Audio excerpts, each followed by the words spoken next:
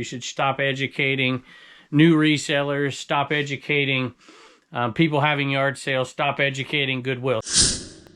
Hello everybody, welcome back to Commonwealth Flipper. We're headed to the cab. We got a great topic today, something that's come up a bunch lately, something's kind of near and dear to my heart a little bit, to be honest with you. I want to talk about that and some sales and some kind of exciting news that I'm happy about and I want to share with you as well. Let's go take a look.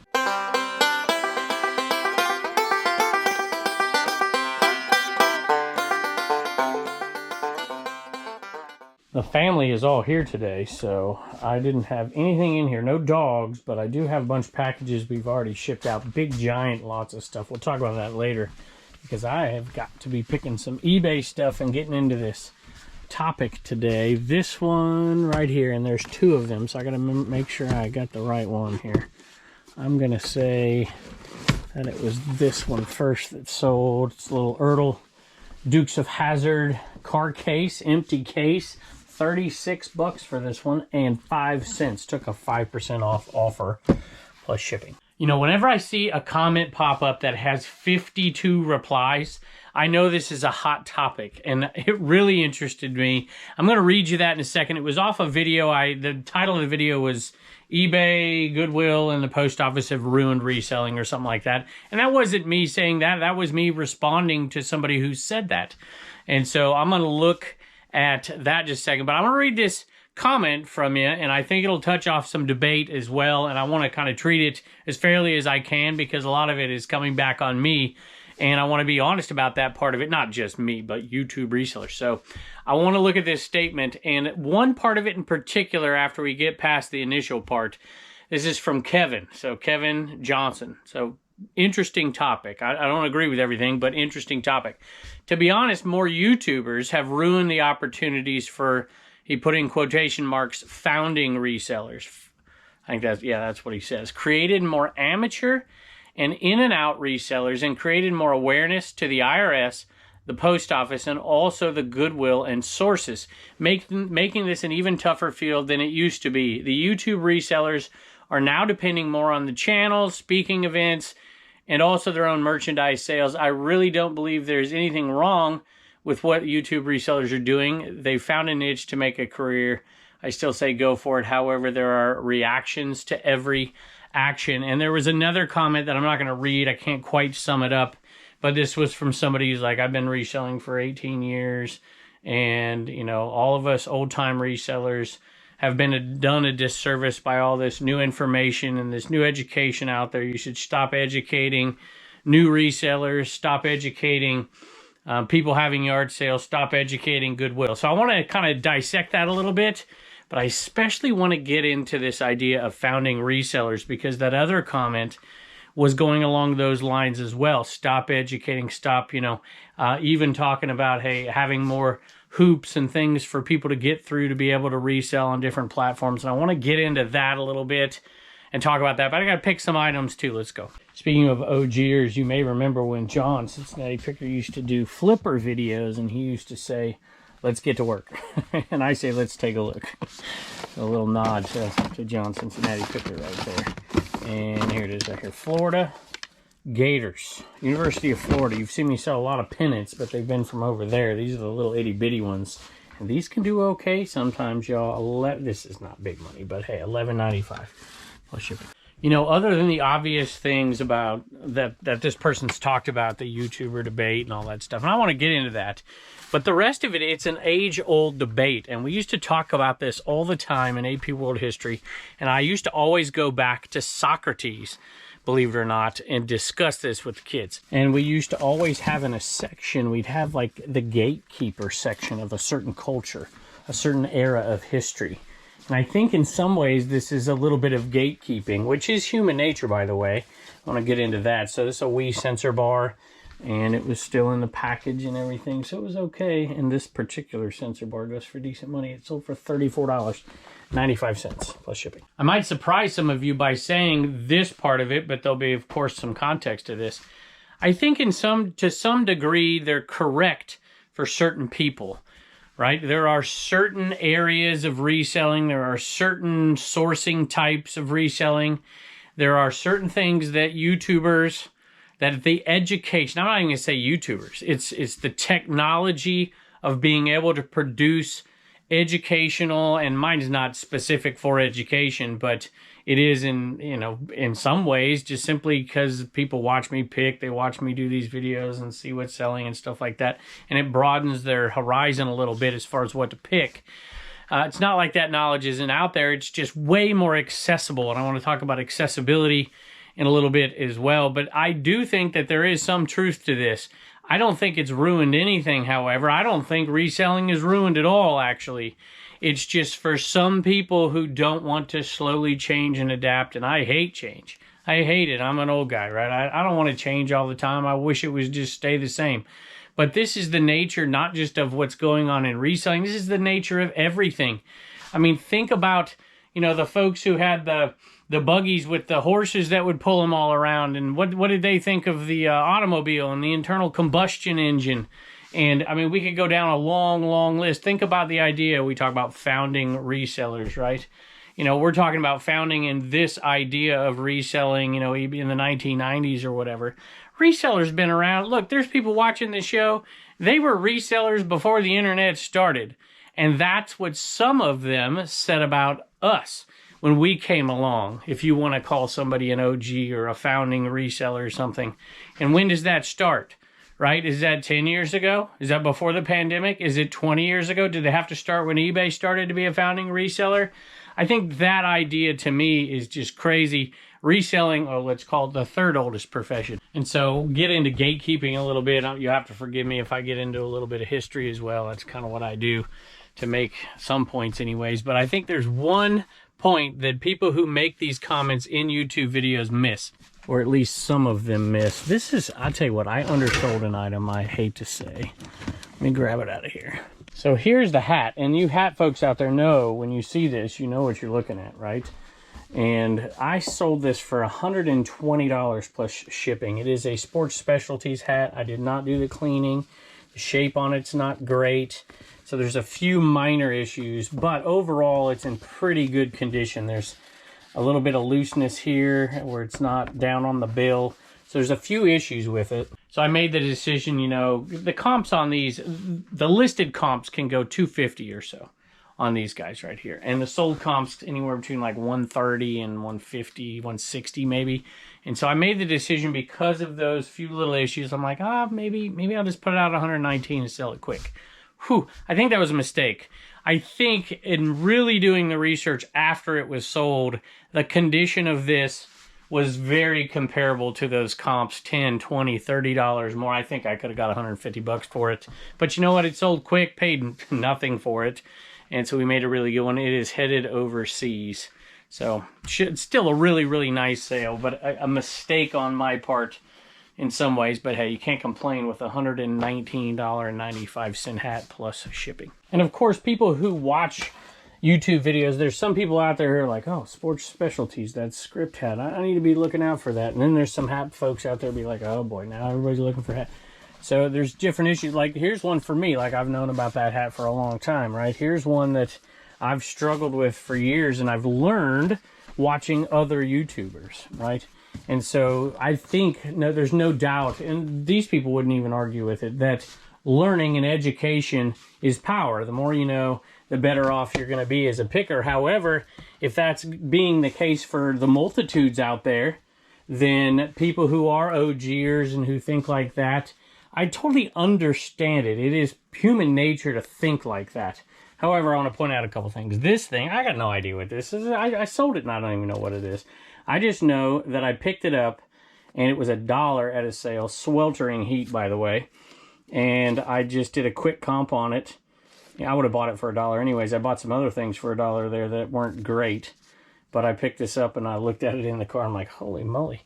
$59.95 for that thing plus shipping. So here's some irony. And there's a lot of people in this thread. There's, like I said, 52 replies to this.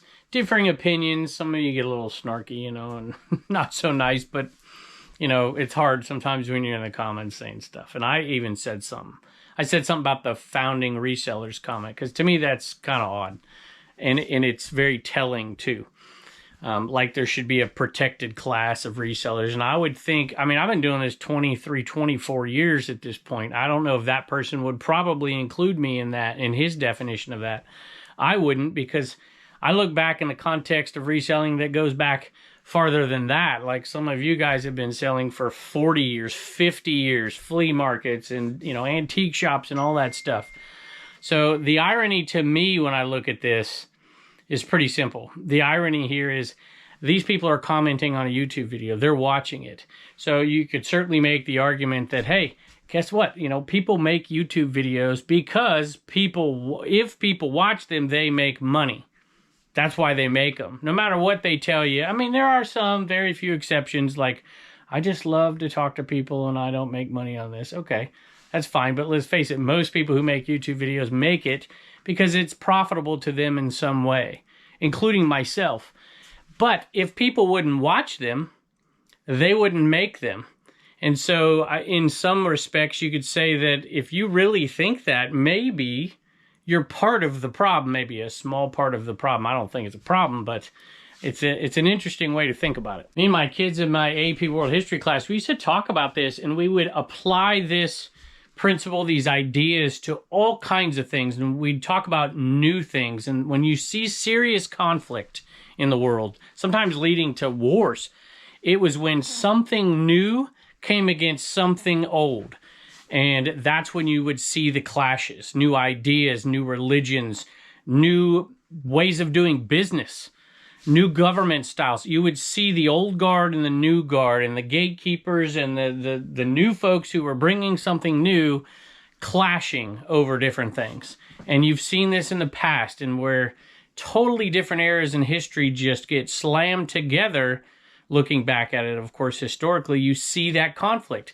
And this is the kind of thing, this is obviously not, you know, when Buddhism started to infiltrate Hinduism, or when Buddhism went into China, or when Islam started to come into the Judeo-Christian. It's not that kind of conflict, don't get me wrong.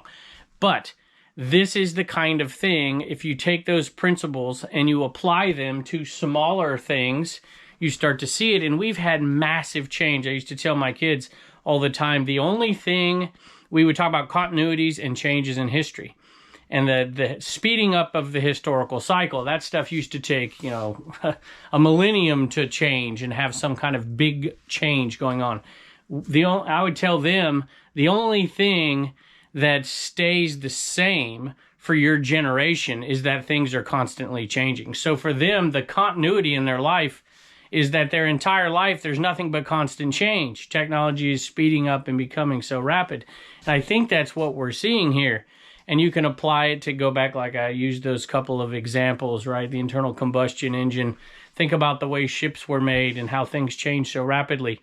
And I'm sure there are always losers, right? The people who would make the sails, for instance, or would make the boats that were rowed across the Mediterranean. They all of a sudden lost their job because the way that everything was powered was changing.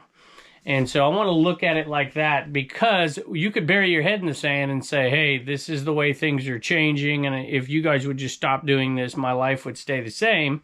And you'd be right. But that's not history, and genies don't often get put back in the bottle, and it's more than just YouTube reselling. Somebody else made a comment, and I'm going to read this here real quick. And this person was agreeing with the previous comment. Facts. They say facts. Used to be you could go to yard sales and people would not have a clue about things. And now they say that they watch YouTube videos so they now know how to price their items. I don't believe that's the case. I think that's very, very few. You know how many yard sales I go to? And I've only ever had, and these are resellers who are having yard sales. They know who I am.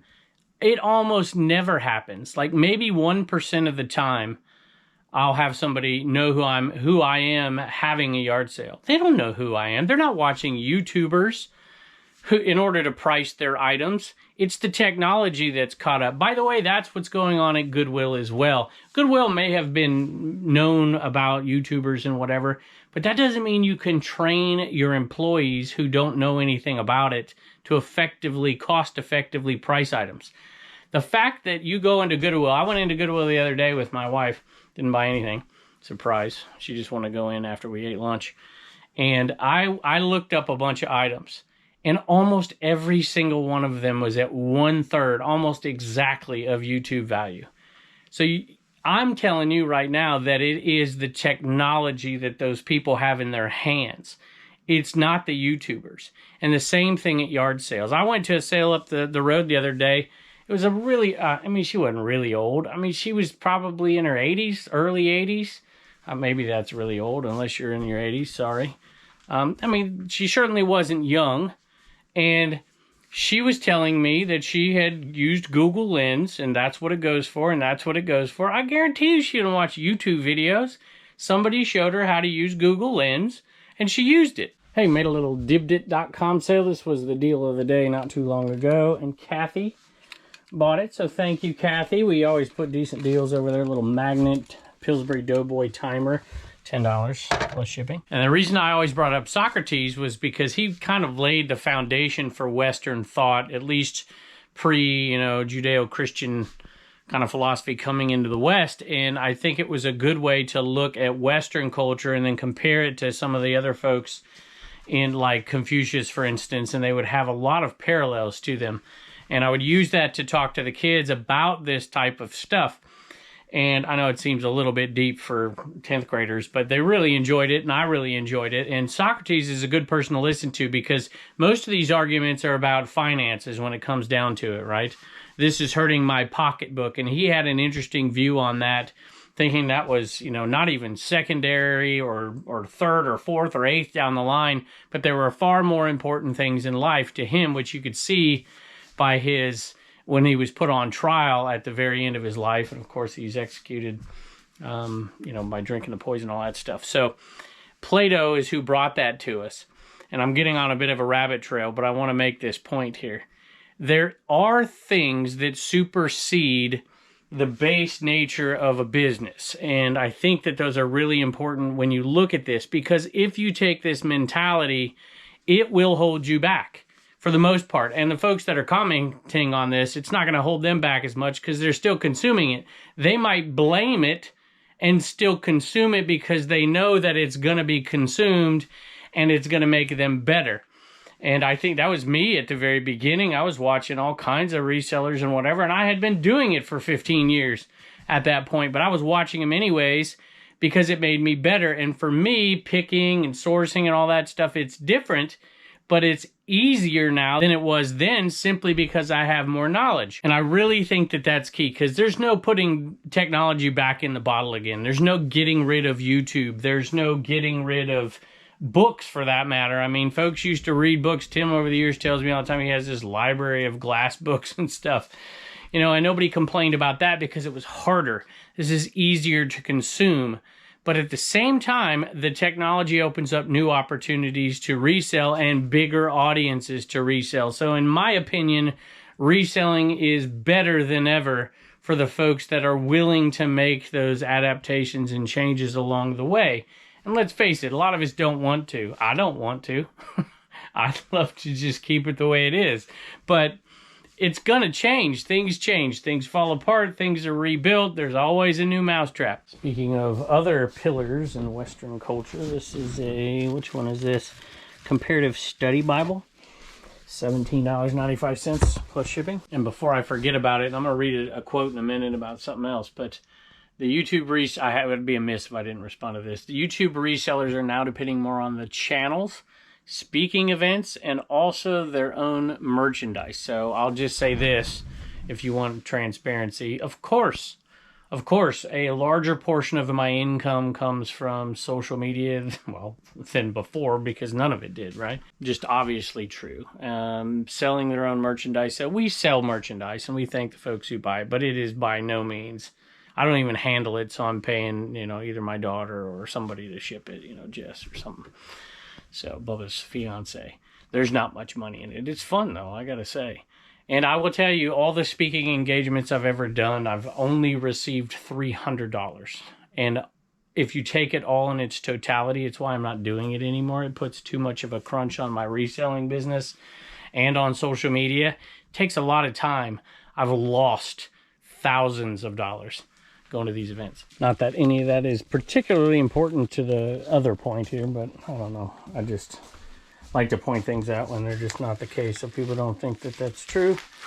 And these are Pepsi glasses, Looney Tunes, and they don't usually go for big bucks, obviously. But let me tell you, they're a lot better than they used to be, and you find the right glasses, they go for decent money. And so at $1 a piece on these guys here, and you sell them for $24.95 plus shipping. It is worth it. Elmer Fudd, Tweety Bird, Petunia Pig, looks like Turner's here, and Sylvester. Oh, look at you. You're the only good dog today. Let's see if we can get him out of here. He's waiting for a treat. It's a tough choice, mama or a treat. See, I'll take the treat and then I'll go see mama. All right, I'll get you a treat. Go get a treat. Come on. All right, it's too hot. Y'all make up your mind. I'm going to read a comment by somebody else who left a message in that thread. But first in this, I'll say, in the Republic, Socrates identifies money-making as the activity that corresponds to the appetitive part of the soul, which is the lowest part, the part that has no necessary relationship with anything that is genuinely good. Not that it's bad. I mean, if you're making money to put food on the table for your kids, this is a good thing.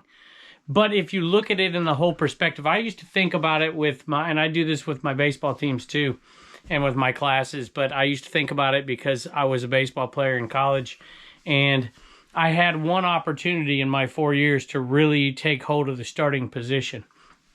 And I remember at the time, and I outperformed the other person, but I was older and they were younger and we were a growing team. And the coach made the decision at the time to give the job to somebody who was probably slightly, they didn't outperform me, let's put it that way, at that point. But they made that decision because it was the best decision for the long-term health of the team. And they told me that, and they asked me to help develop that person. I think of like quarterbacks in the NFL. When you draft a younger quarterback and you're asking your veteran quarterback to help the person who's eventually going to take their job. And that's what this is talking about. And that's what is something that to me is more valuable than making $1 that day. I realize that there's folks that, are struggling and they got to make that money and whatever, and might have concerns about that. But that's the way I think about this stuff. That's why I hated, speaking of the IRS that the person talked about, I don't like putting unnecessary hurdles in front of people to keep them out of an industry. To me, that is just the wrong thing to do. It is the completely wrong thing to do. It might be the right thing to protect the people who are in that industry to allow them to make more money, but it's the wrong thing to do. And to obviously put some things in place, and I do this with the marketplaces that I have, is you can't oversaturate something, and there's obvious good decisions you can make along these lines. I'm not saying that any hurdles are bad, but that's why I oppose the IRS's, even though I pay all my taxes and none of that is relevant to me, because it kept smaller people just starting out from getting into reselling. And I know how much it's done for me. And so it's the mindset of which direction you're going to have. And I just think some of these people, while their points are very valid and very correct, the mindset is going to be detrimental in the end for some of them. For some of them, it's not. Because obviously this person knows exactly what they're doing and probably could educate me on a bunch of stuff. But that's what I embrace. I always say is iron sharpens iron, so one man sharpens another. And I believe that. And I love the interaction on social media. I learn stuff every day. I consume this stuff as well as produce it. And it makes me feel good. If I was trying to keep everything hidden, now don't get me wrong. There's certain things that, if I got a honey hole and I know that honey hole and I don't want it to be flooded out. Somebody made a comment about a fishing pond and whatever, and that was brilliant, by the way, and you're very correct. And that's just kind of the course of things, the nature of things. And it just happens. So are you going to be somebody who is going to shut down all of your opportunity for growth because you think it's going to stymie the immediate process? I think that's a mistake.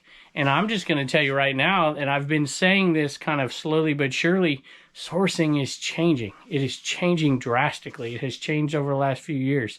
And it is technology that is changing it predominantly. If you want to blame YouTubers, blame YouTubers. But that's technology too. And I think getting ahead of it is going to be key. That means creating your own sourcing techniques that are a little bit outside the box and non-traditional. I just saw that other comment was Kevin's as well, and that was a very good comment. I obviously don't agree with all of it, but you make some good points in there. Maybe I'll read that. I could read some of these comments. Y'all are some smart folks out there. Powell Peralta sold here. This is not an old one. The old ones go for good money. This is 2009, and it sold for $14.95 plus shipping. I'm gonna try and summarize this one. It's a little bit long here. Let me rephrase this. And maybe 50 others were fishing a little-known big river slough of catfish and bass, enjoying a series of success. Eventually, it would become more and more heavily fished. However, if I decided to do a fishing YouTube video at the spot before the growth, showing my fish and huge success, what do you think would happen? First, people are going to flock to this point, is going to get overfished, then polluted, then someone is getting, well, I'm not going to read that. I have no problem with YouTubers doing their videos, make a living, make a career, go for it. I'm simply saying that YouTubers have brought a lot more attention to reselling, and it has opened it up like a gold rush. So, well, I've said this before and people yell at me, but it is the truth. There are fewer resellers now than there were 2 years ago. That's the truth. That's the numbers that the platforms say themselves. Now, you can argue with it if you want, but regardless, it doesn't matter, because I think there's no doubt that without social media reselling, there would be less resellers. I'm not arguing that point. I would say, though, that there is, and I think you'd agree with this, there's no putting the genie back in the bottle. If I just decided to get off social media and all my buddies and all the resellers out there, we got off, guess what? People would come and take our place. There's no doubt about it, because there's a desire to see reselling content, picking, and all those things. So, I mean, that's just a fact. He says, and by founding resellers, I'm considering those that started back in the late 90s and early 2000s when eBay and the internet was really getting good. I'm not what I would consider a founding reseller. I didn't start until about 2007 when I needed moolah for divorce issues. And since I have changed, lost accounts due to hackers, but 2007, it was amazing. To purchase clearance from stores, yard sales, Goodwill. I'm constantly changing what I'm looking for in reselling. I appreciate Kevin says and enjoy his videos. I enjoy more of the garage sale videos, but that is the way things evolve. Even the bin stores where I've been finding great deals, etc., are starting to evolve and change, and that is the case. There's no doubt about that. Some are even outright dangerous with the practices, but I would love to discuss this on a video. And I want to read one more real quick. I know I'm getting into this, but I love this topic because it goes to mindset. It goes to the way people think about things. And I really enjoyed that response, because a lot of people attacking, trying to defend me or whatever. And that wasn't the point of the comment, I don't believe. I have read most of these comments now. Just put the camera down, and it's an amazing argument. You guys should go back to that video and read it and maybe chime in, but be polite. Good grief. And I will say this, Kevin, about you, as opposed to somebody else who will remain nameless. You responded to all the criticism that you got in an extremely gracious way, and that's awesome. Leonard Skinner, best of the rest, $14.95 plus shipping. So I just have to read a few more comments, because it was said multiple times that nobody wants to talk about this. They're not going to talk about this. YouTubers don't want to talk about this. I don't care. I'll talk about it. I'll talk about just about anything. This is from Crystal. She says, totally agree. They're digging their own graves, but their money comes mostly from YouTube. They will happily create a glut of resellers as long as they get to make money off their videos, and now they're experiencing the consequences. Maybe. I find that reselling is not, I don't want to say it's not harder. It is in some ways. I find that it's easier to make more money than it used to be. And the knowledge is what has helped me do that. Now, you can disagree with that. Nothing I can say about it. I learned from videos too. That's my point. You people are watching this stuff, right? And I appreciate that, because you're watching and you're commenting. You're driving the algorithm so I can make most of my money on YouTube. I'm sorry, I'm getting a little sassy here. But that's just the point. In other words, it's good for me, but not for thee. And I think that really is pretty telling, to be honest with you. Knowledge can't be owned by a certain group of people and kept from other people and say that you have the moral high ground. Forget about the money and the value and all this stuff in it. That isn't how we should be as people.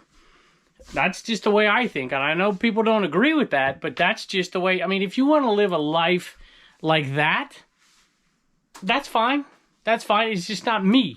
And I'm not saying all the points are wrong, because they are right to some degree. And the people are even admitting it themselves here. And there's the comment. I'm not a sell shovels during a gold rush type of person. They are. I assume you mean me. So I hope they are okay with the consequences. 1000% accurate. Could not agree more. It's not talked about enough on YouTube. Wonder why. Well, we're talking about it, Benny. Remember, loose lips sink ships. Okay. You remember me talking about shopcommons.net and how I'm going to sell off certain things in bulk? Well, I got rid of one entire tub full of shoes. And it was right here. So now I have room for these tees in here instead of in the eBay cave, which is awesome. And we did have a bunch of sales over there. I'm going to talk about them briefly. I'm looking for 2 larges.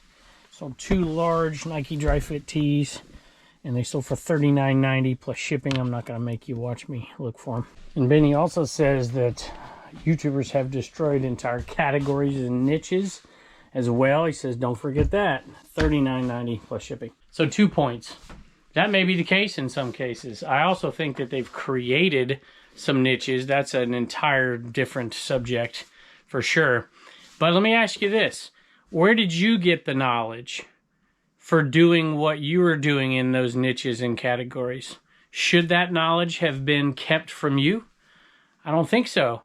That's just one of the points. So you don't think that those who have been reselling online full-time for 25 years aren't founding resellers? Okay, maybe not founding, but 100% pioneers of reselling. I think that would be a better term. I disagree, and I guarantee you there are people out in this audience who resold long before that, and what they did when things changed, as they are changing now, if they're watching this video, they adapted and changed. They were old-time pickers from way back when, selling in the current situation, and when they saw the new situation, it hurt their situation. I have no doubt about it. I've heard from them before, and they had to adapt and change. So that criticism that you're giving to YouTubers and online seller, or not online sellers, but live selling, it's the same criticism I hear about whatnot and stuff like that, because things are changing.